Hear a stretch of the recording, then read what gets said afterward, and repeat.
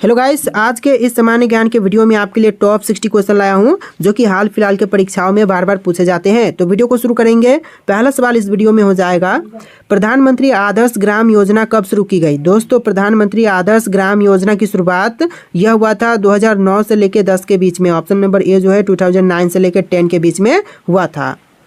चलिए अगला सवाल है, कार्ल मार्क्स किस देश के निवासी थे। दोस्तों, कार्ल मार्क्स कौन से देश के निवासी थे, तो यह निवासी थे जर्मनी के। ऑप्शन नंबर ए जो है जर्मनी आपका बिल्कुल सही जवाब है।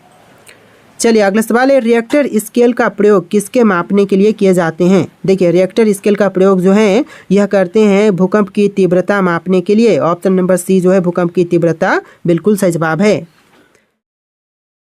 तो देखिए अगला सवाल, सुनामी किस भाषा का शब्द है। दोस्तों, सुनामी जो शब्द है यह है जापानी भाषा का शब्द। ऑप्शन नंबर सी जो है जापानी आपका बिल्कुल सही जवाब है।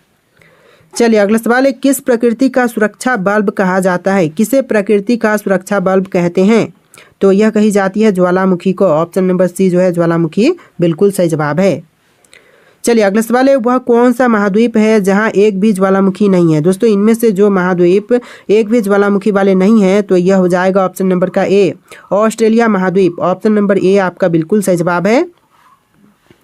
चलिए अगला सवाल है, राष्ट्रीय ग्रामीण स्वास्थ्य मिशन कब शुरू हुआ। दोस्तों, राष्ट्रीय ग्रामीण स्वास्थ्य मिशन इसकी शुरुआत हुआ था 2005 में, अप्रैल 2005 में। ऑप्शन नंबर डी इस क्वेश्चन का बिल्कुल सही जवाब है। चलिए अगला सवाल है, प्रधानमंत्री किसान सम्मान निधि योजना की शुरुआत किस तारीख को की गई थी। तो किसान सम्मान निधि योजना की शुरुआत हुआ था 1 फरवरी 2019 से। ऑप्शन नंबर सी जो है 1 फरवरी 2019 बिल्कुल सही जवाब है। चलिए अगला सवाल है, राष्ट्रीय विकास परिषद का गठन किस तिथि को किया गया था। देखिए, राष्ट्रीय विकास परिषद का गठन यह किया गया था 6 अगस्त 1952 को। ऑप्शन नंबर सी जो है 6 अगस्त 1952 बिल्कुल सही जवाब है। चलिए अगला सवाल है, संयुक्त राज्य अमेरिका में शून्य आधारित बजट तकनीकी को सर्वप्रथम कब अपनाया गया। शून्य आधारित बजट तकनीकी यह संयुक्त राज्य अमेरिका में अपनाई गई थी 1977 में। ऑप्शन नंबर डी जो है 1977 बिल्कुल सही जवाब है। चलिए अगला सवाल है, भारत को अधिकतम कर यानी कि टैक्स आय प्राप्ति किससे होती है। तो भारत को अधिकतम टैक्स की प्राप्ति यह होती है निगम कर से। ऑप्शन नंबर ए जो है निगम कर बिल्कुल सही जवाब है। चलिए अगला सवाल है, योजना आयोग द्वारा अब तक कितनी बार वार्षिक योजनाएं बनाई जा चुकी है। देखिए, योजना आयोग के द्वारा जो अब तक वार्षिक योजनाएं बनाई जा चुकी है यह टोटल 7 बार। ऑप्शन नंबर सी जो है 7 आपका बिल्कुल सही जवाब है। चलिए अगला सवाल है, 5वीं पंचवर्षीय योजना का मूल उद्देश्य क्या था। दोस्तों, 5वीं पंचवर्षीय योजना का मूल उद्देश्य यह हो जाएगा गरीबी हटाना। ऑप्शन नंबर ए जो है गरीबी हटाना बिल्कुल सही जवाब है। चलिए अगला सवाल है, इंडिया मल्टी एक्टिविटी फंड्स की स्थापना कब की गई थी। तो इंडिया मल्टी एक्टिविटी फंड्स की स्थापना यह हुआ था 1996 में। ऑप्शन नंबर बी जो है 1996 बिल्कुल सही जवाब है। देखिए अगला सवाल है, वेल्थ ऑफ नेशंस पुस्तक के लेखक कौन है। दोस्तों, वेल्थ ऑफ नेशंस पुस्तक के लेखक यह हो जाएंगे Adam Smith. Option number A जो है एडम स्मिथ बिल्कुल सही जवाब है। देखिए आपका अगला सवाल है, भारत के शहरों को गंदी बस्ती रहित बनाने के लिए कौन सी योजना शुरू की गई है। देखिए, यहाँ पर शहरों नहीं शहरों होगा, ठीक है। भारत के शहरों को गंदी बस्ती रहित बनाने के लिए जिस योजना की शुरुआत हुआ था यह हो जाएगा राजीव आवास योजना। ऑप्शन नंबर सी जो है राजीव आवास योजना बिल्कुल सही जवाब है। चलिए अगला सवाल है, अग्निवल्य सर्कल ऑफ फायर किसे कहा जाता है। देखिए, सर्कल ऑफ फायर इसे कहते हैं प्रशांत परिमेखला को। ऑप्शन नंबर सी जो है प्रशांत परिमेखला बिल्कुल सही जवाब है। चलिए अगला सवाल है, विश्व का सबसे ऊंचा ज्वालामुखी पर्वत कोटोपैक्सी कहाँ पर स्थित है। तो विश्व की सबसे ऊंची ज्वालामुखी पर्वत जो कोटोपैक्सी है यह है इक्वेडोर में। ऑप्शन नंबर सी इक्वेडोर बिल्कुल सही जवाब है। आप लोग वीडियो को लाइक करके चैनल को सब्सक्राइब कर लीजिएगा।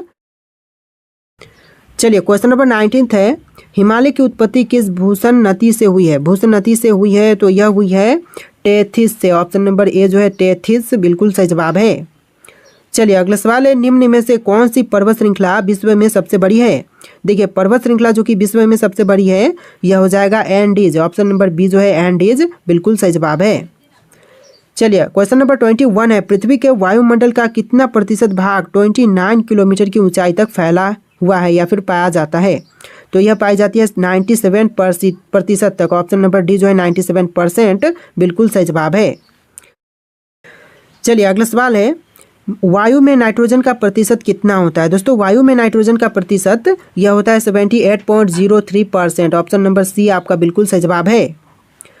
चलिए अगला सवाल है, टाइफून नामक चक्रवात से कौन सा क्षेत्र प्रभावित होता है? देखिए टाइफून नामक चक्रवात से प्रभावित होने वाला क्षेत्र, यह क्षेत्र हो जाएगा चीन सागर। ऑप्शन नंबर बी जो है चीन सागर आपका बिल्कुल सही जवाब है। चलिए अगला सवाल है, रेशेदार दिखाई देने वाले मेघ को क्या कहते हैं? देखिए रेशेदार दिखाई देने वाले मेघ को कहेंगे पश्चाभ। ऑप्शन नंबर सी जो है पश्चाभ बिल्कुल सही जवाब है। चलिए अगला सवाल है, विश्व के सर्वाधिक गहरी झील कौन सी है? तो विश्व की जो सर्वाधिक गहरी झील है यह हो जाएगा ऑप्शन नंबर का सी, बैकाल झील। ऑप्शन नंबर सी आपका बिल्कुल सही जवाब है। चलिए अगला सवाल है, निम्नलिखित में से कौन ऊर्जा का परंपरागत स्रोत है? देखिए ऊर्जा का परंपरागत स्रोत यह हो जाएगा भूतापीय ऊर्जा। ऑप्शन नंबर डी जो है भूतापीय ऊर्जा बिल्कुल सही जवाब है।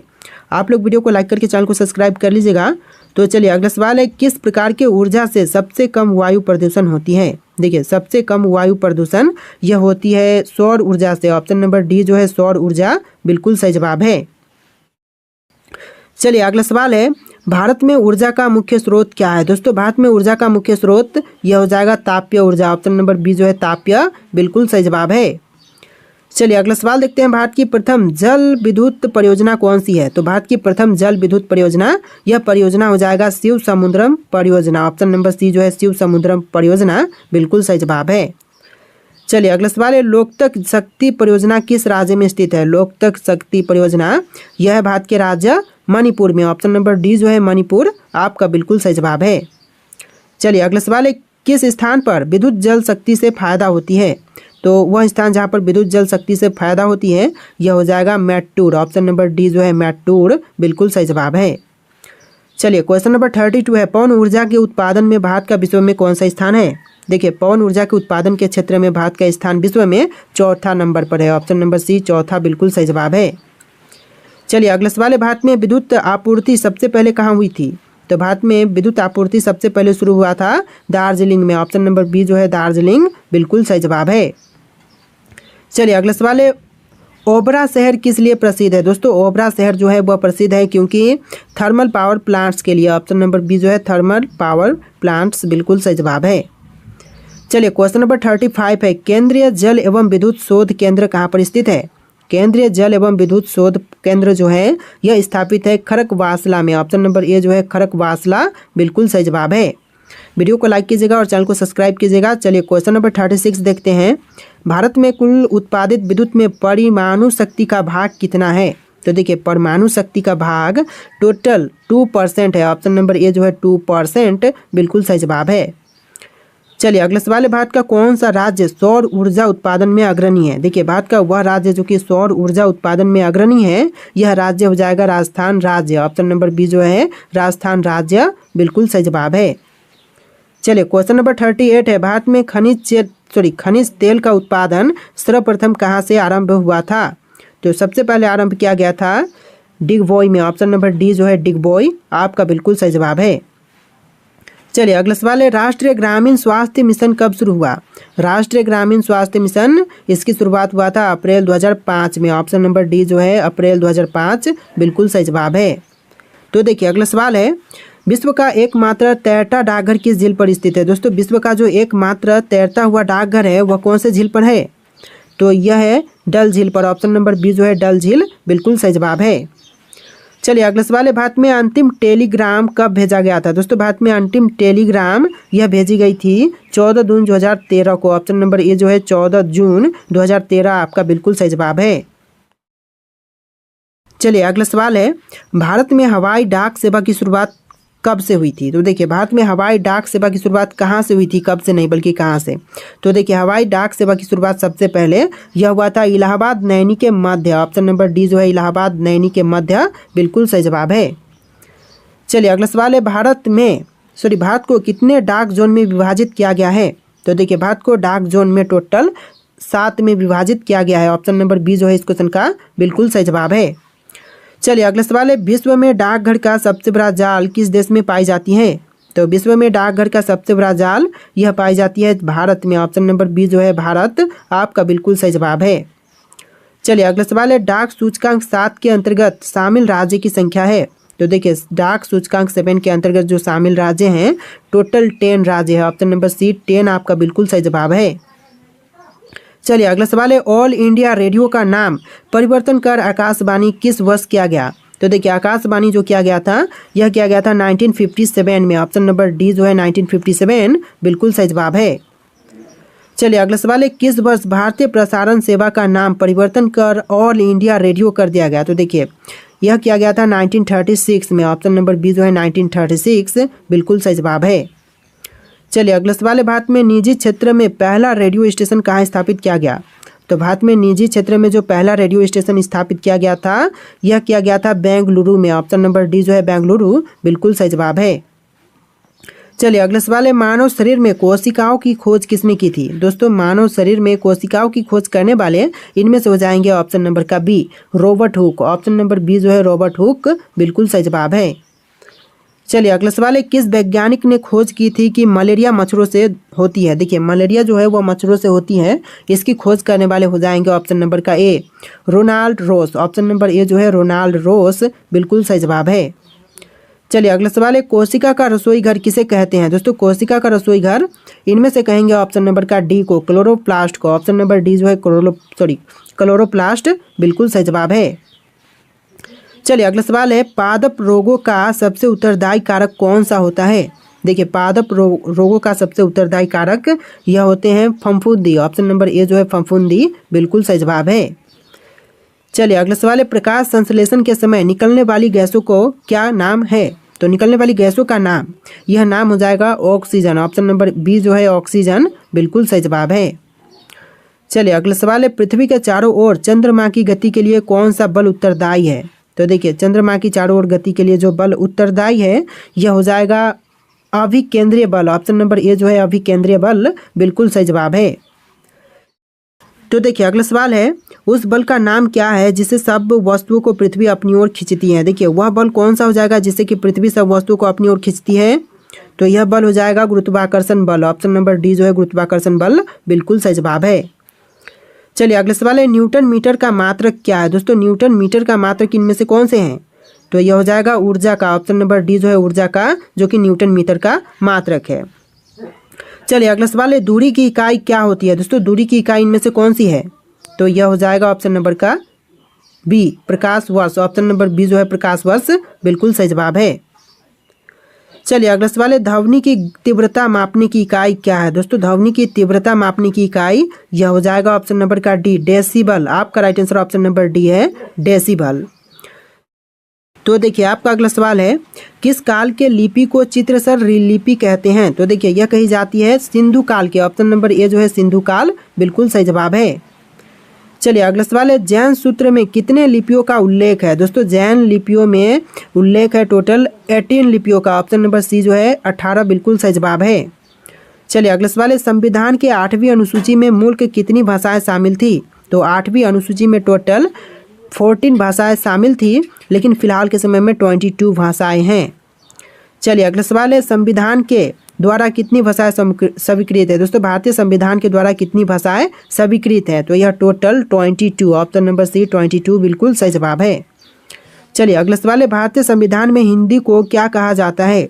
देखिए भारतीय संविधान में हिंदी को कहते हैं राजभाषा। ऑप्शन नंबर ए जो है राजभाषा बिल्कुल सही जवाब है। कई लोग इसे राष्ट्रभाषा बोलते हैं लेकिन यह राजभाषा है। चलिए अगला सवाल देखते हैं, देश के एकमात्र किस राज्य की राजभाषा अंग्रेजी है? तो देखिए एकमात्र राज्य जिसकी राजभाषा अंग्रेजी है यह हो जाएगा नागालैंड राज्य। ऑप्शन नंबर बी जो है नागालैंड बिल्कुल सही जवाब है। चलिए अगला सवाल है, अमीर खुसरो ने किसके विकास में अग्रणी भूमिका निभाई थी? देखिए अमीर खुसरो ने अग्रणी भूमिका निभाई थी खड़ी बोली में। ऑप्शन नंबर सी जो है खड़ी बोली के विकास में आपका राइट आंसर हो जाएगा। चलिए अगला सवाल है, भारत का सबसे बड़ा भाषाई समूह कौन सा है? तो भारत का सबसे बड़ा भाषाई समूह यह हो जाएगा ऑप्शन नंबर का सी भारतीय आर्य। ऑप्शन नंबर सी जो है भारतीय आर्य बिल्कुल सही जवाब है। चलिए अगला सवाल है, कोठारी कमीशन की स्थापना किस दौरान की गई? दोस्तों कोठारी कमीशन की स्थापना यह हुआ था 1964 से लेकर 66 के बीच में। ऑप्शन नंबर बी इस क्वेश्चन का बिल्कुल सही जवाब है। चलिए अगला सवाल है, विश्व भारतीय विश्वविद्यालय की स्थापना किसने की थी? विश्व भारती विश्वविद्यालय की स्थापना यह किए थे option number D Rabindranath Tagore ने। आपका right answer option number D रहेगा, रविंद्रनाथ टैगोर। चलिए अगला सवाल है, भारत के नए राष्ट्रीय शिक्षा नीति की घोषणा किस वर्ष की गई? तो भारत के नए राष्ट्रीय शिक्षा नीति की घोषणा जो किया गया, यह किया गया था 1986 में। ऑप्शन नंबर बी जो है 1986 बिल्कुल सही जवाब है। चलिए अगला सवाल है, एशियाटिक सोसाइटी ऑफ बंगाल के संस्थापक कौन थे? देखिए एशियाटिक सोसाइटी ऑफ बंगाल के संस्थापक यह थे William Jones. Option number C William Jones बिल्कुल सही जवाब है। चलिए अगला सवाल है, इंदिरा गांधी राष्ट्रीय मानव संग्रहालय कहाँ पर है? देखिए इंदिरा गांधी राष्ट्रीय मानव संग्रहालय यह है भोपाल में। ऑप्शन नंबर सी भोपाल आपका बिल्कुल सही जवाब है। चलिए अगला सवाल है, भारतीय सर्वेक्षण विभाग का मुख्यालय कहाँ पर स्थित है? भारतीय सर्वेक्षण विभाग का मुख्यालय यह है देहरादून में। ऑप्शन नंबर सी देहरादून आपका बिल्कुल सही जवाब है। चलिए अगला सवाल है, अध्ययन की सुविधा के लिए पृथ्वी को कितने मंडलों में बांटा गया है? तो अध्ययन की सुविधा के लिए पृथ्वी को टोटल 3 मंडलों में बांटा गया है। ऑप्शन नंबर बी इस क्वेश्चन का बिल्कुल सही जवाब है। चलिए अगला सवाल है, भारत की राष्ट्रीय ट्रेन कौन सी है? दोस्तों भारत की जो राष्ट्रीय ट्रेन है इनमें से कौन सी है? जैसे कि वंदे भारत, अमृतसर, सारनाथ, साबरमती, इनमें से आपको राइट आंसर कमेंट करना है। और लास्ट वीडियो में क्वेश्चन है तो कमेंट कीजिएगा इसका आंसर। तो आज का वीडियो कैसा लगा है कमेंट कीजिएगा, वीडियो को लाइक करके चैनल को सब्सक्राइब कीजिएगा। चलिए फिर मिलते हैं एक नए वीडियो में।